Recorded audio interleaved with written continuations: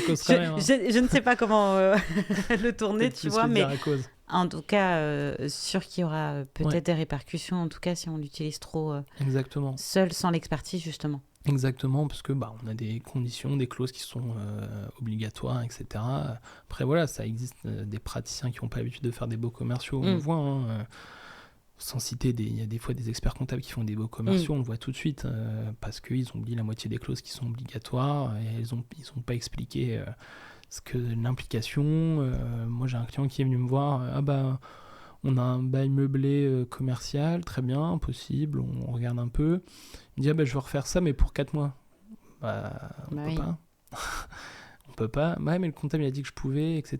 Non, on peut pas. Même là, ce que vous faites, là vous êtes tenu pour 9 ans et en fait, il pensait être tenu pour en fait des périodes d'1 an renouvelables à chaque fois, quoi. Ah oui, il était sur de l'éphémère. Voilà. Et alors que pas du tout, en fait, il est sur un bail commercial pur et dur et que du coup, en fait, on a des questions qui vont arriver pour la fin du bail. Comment on met fin au bail? En tant que bailleur, on doit payer une indemnité d'éviction, sauf hypothèse précise.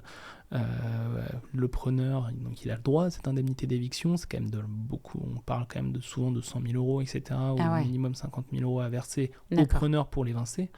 On est quand même sur des montants assez importants. Au bout des 9 ans, tu parles, hein? Ouais. Donc si par exemple le bailleur, vous êtes preneur, au bout de 9 ans, il vous délivre un congé avec refus de renouvellement et offre d'indemnité d'éviction, là on va vraiment se poser la question d'analyse.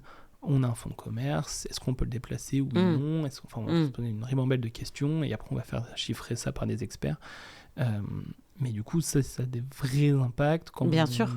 soit une IA, soit un expert comptable, soit des gens qui ne sont pas du tout, on va dire, convertis à cet exercice.